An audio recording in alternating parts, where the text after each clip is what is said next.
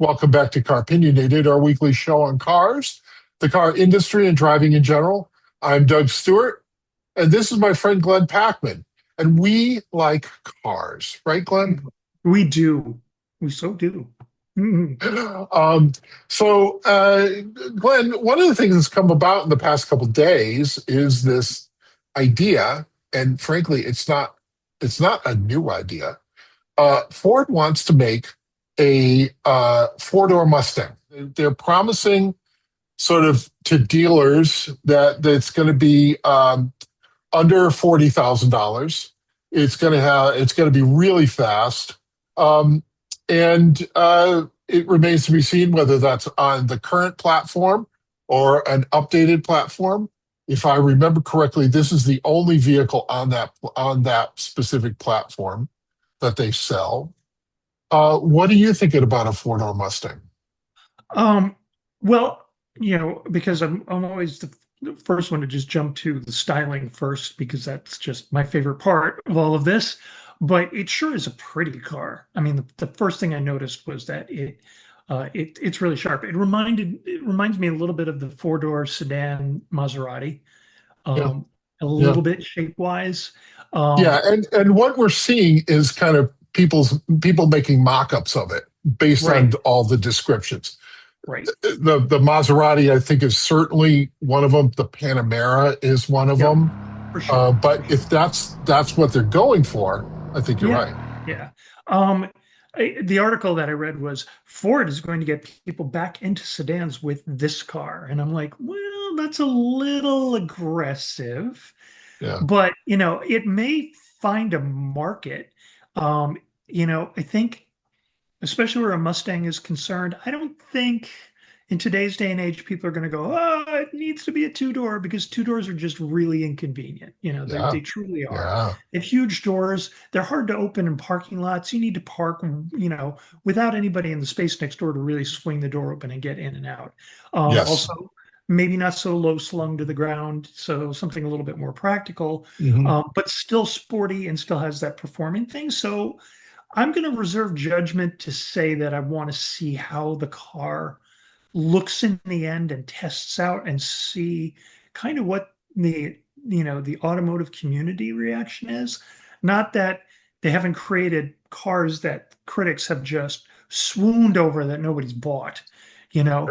And boy, is that frustrating. I mean, it's got to be Yeah. frustrating for a car critic. It's like, this is a great freaking car and you're not buying it. And the public And goes, they yeah, sold dozens. Yeah. yes. I think they're hitting for a very high mark to say that this is going to be the car that changes the tide and gets people back to sedans. But I don't know if people will ever go back to sedans fully. I do think Ford is promising an awful lot in the affordability department. I don't know if we want Hmm. to dovetail into the Yes. Fathom because that is that you'll notice the little eyebrows are raised right now. Really, I don't know because it's compelling. I can't Hmm. help but think that Slate has Ford shaking in their boots because doesn't it seem like it's aimed directly at that? You know, Yes. and the other thing is With a big target. huge, gargantuan bullseye, right? I mean, it Yeah. just when I saw that, I was like, oh, so I guess they are worried about what Slate's going to do. Yeah. But I will say that if they bring a $25,000, well, $30,000 pickup truck in, they're never going to sell another Maverick ever again. So it's Yeah. just, I mean, it's robbing from Peter to pay Paul. But I digress.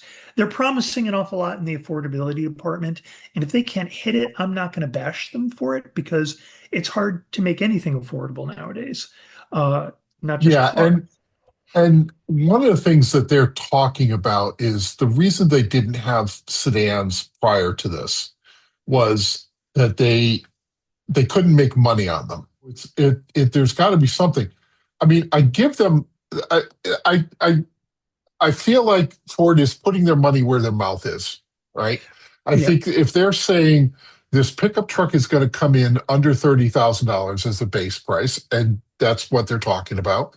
Um, they did it with the Maverick. They said this was going to be an inexpensive, low 20s, and they did it. And the reason why the price has gone up is because they sell a lot of them, and that's what Yeah. they'll charge what the market bears. But Right. still, for a decent amount of, under 30,000, you can still get base, Maverick for that amount of Mhm. money. And Right. if they can, one of the things I think that happens with the Mustang name is that it gives an entree, right? That Right. vehicle is already going to get a lot of attention just because Mhm. of the name. And, Right. as Jeff always says, so what, they call it a Mustang. It's Ford's car. They can call it whatever they want. Right. And the talk is that when they showed it to dealers, that they might have said, like, this is the Mach 4. I think they could pull it off, you Hmm. know? And maybe they talk about this under 40,000, like that's where it starts. But to get the nice one, it's going to be 48. Yeah, of I, course. I I Yeah. don't know, but sort of get that range, right? Right. Right. Um, And I I don't think this is the kind of car where a Strippo model is going to fly. The pickup no, truck, definitely. I mean, I know a lot of people who are massively interested in Slate because it's got roll-up windows. I mean, it is completely bare bones, you know. I've been talking to people and they're like, I love that. I love that it starts with absolutely nothing, and then I can personally add on some stuff, you yeah, know. And yeah. that's appealing to people. And so with the pickup, I think that's a great idea for Ford. Maybe not so much with the Mustang. So, I Well, do think, go ahead. I'm sorry. Go I ahead. do think that they should take a clue from the flop that is the Dodge Charger, because they introduced it as an electric and it Yeah. just didn't sell. And now they're backpedaling and bringing it out with gasoline engines. I think it would be wise for them if they can somehow justify the cost of doing this, but give us a variety of engines, you know? And I wanted to point this out, that the base Mustang 2 door, um, with the 4-cylinder engine, is $33,000. Okay. Hmm. So you could easily put two more doors on that, Hmm. and then build that up, whatever kind of attractive, engines or suspensions or trim packages or what like that. Right. You Right. you start with the looks, right? Yep. We're gonna take a break, and I have some points about 4 doors in general. So we'll be right back. Welcome back. We're talking 4-door Mustangs. So, first point, this is not the first time that they have discussed this. Going Hmm. back, you can find styling prototypes of a 4-door Mustang in 1963 that were shown Yep. to the company in 1963. They started thinking about it really early on. It kind of looks like a really nice Falcon, which Hmm. obviously is what it was Right. underneath. Um, and they also had some sort of what they would call in England estate wagons, two Hmm. door, long roof, sorts of things that they never brought out. Um, so it's something that they've talked about. You could make the argument that the Mach E is that 4-door. Yeah. Yeah. It's more a crossover, but it's still got that same idea. Um, and last year, the Mach-E outsold the regular Mustang. Last year or the year before, I forget which. But it's not doing as well this year. And I think partially that's because, the whole general thing with EVs, but Yeah. it's kind of long in tooth at this point. You're going on 6 years without a major change. Going back to the idea about 4 doors, you have the Charger that's a 2-door or a 4-door. Whatever rumors we hear about the Camaro, it still keeps coming back as a 4-door. That's Hmm. what the rumor is, right? Right. And, to your point before, it's a whole lot easier to Yes. Oh God. Yeah. Yep. get people of our advanced age, I Hmm. think. But in any case, I mean, and I say this as we used to put, I don't know if I've ever told this story on here before. We used to go camping in my father's Mustang. There were six of us, four kids, two parents. And my father built a small seat that went in between the two front seats where my sister would sit. It sounds so dangerous. It's just So so dangerous. so dangerous. It really And she's like three, right? yeah. And she's got this big gear shift, like literally in front of her. And he taught her how to shift. Oh my God. And there was a little belt, a little like seat belt, and like, oh God, how, yeah.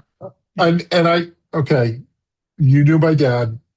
I love my dad, but sometimes it wasn't thought through.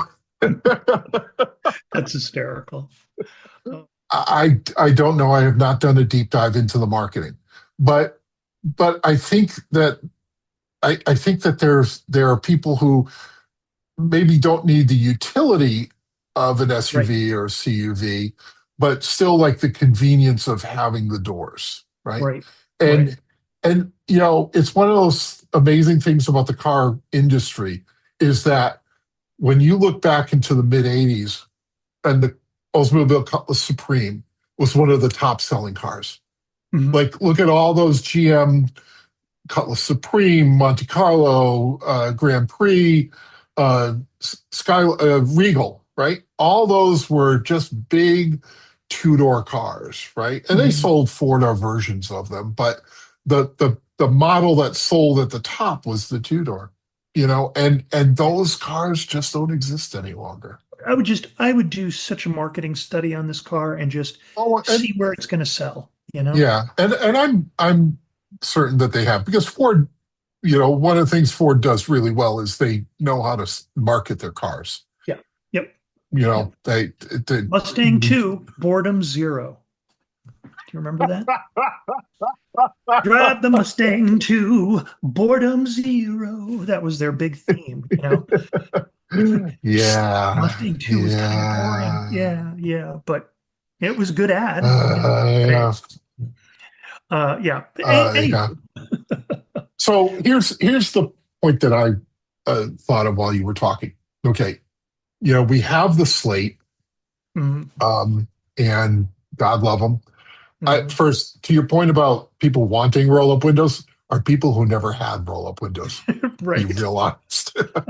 Yes. You because do? because Yeah. because one of the things I like, there's a lot of things about this world that I find particularly troubling, but power windows are not one of them. Right. um, Although I did read of someone somewhere who can't wait to get their sleep because they have a neurotic fear of driving into water and drowning because they can't get the windows open. And I'm like, you'll always Fair. be able to open up a rolling window, but that So you'll so be so able to the swim out. You're probably still going to die, but just the force right, of hitting because the water you're that hard. Come on. and you're only in an electric vehicle with 800 volts coursing through the battery. Right. Okay, whatever, Right. sure. Exactly. Yeah. Anyway, But either way. uh, but that I think is a real um, check in the con column for a slate, and I think that there is a lot the two-door aspect of it. I should clarify the two-door Mhm. being a two-door because as cool as those little the little SUV or the Sportback look, and they look cool, you know Mhm. They're still going to be it's hard to get in and out of. Yeah. yeah, yeah, Yep. and good on them.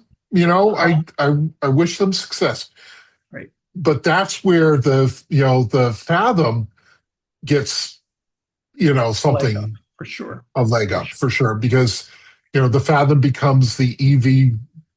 It's I don't not exactly, certainly not really. The Fathom exists for a lot of different reasons. One of which is to be an EV pickup truck at the size that people have obviously said that they want. Right. Right. That Maverick size. Yep. Um,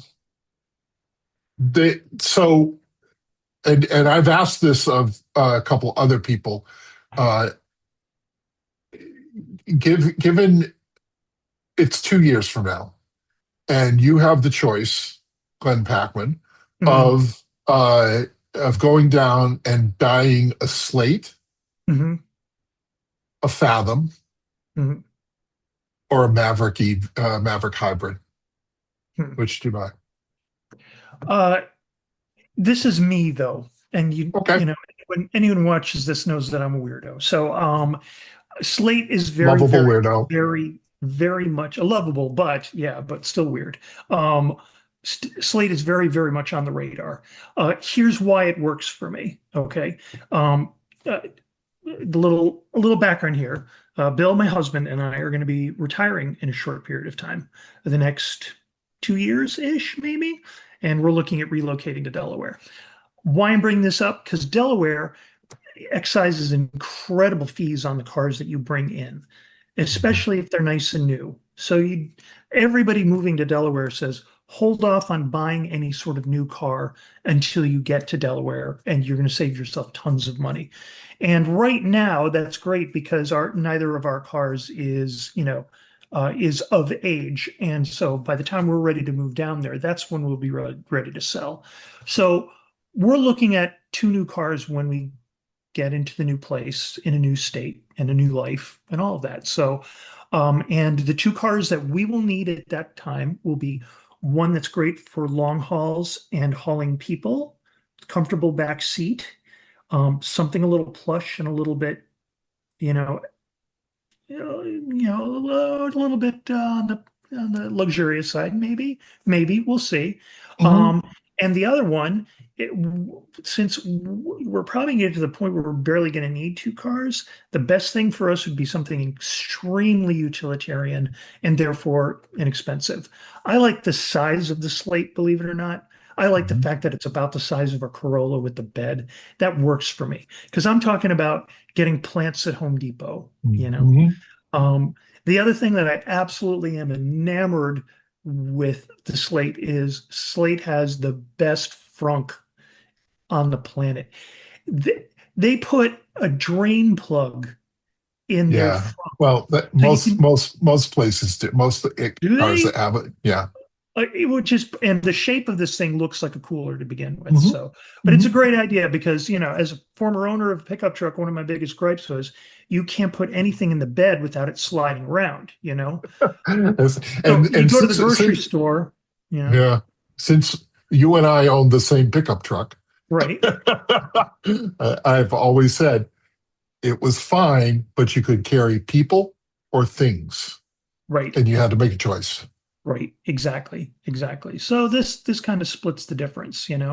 Um, if if I had the money, uh, Mustang hybrid, um, but I'm still thinking Maverick that hybrid. or, Maverick hybrid. Maverick. Did I say Mustang? Maverick. Yeah. Too many M words. Yeah. The Maverick hybrid, yeah, for sure.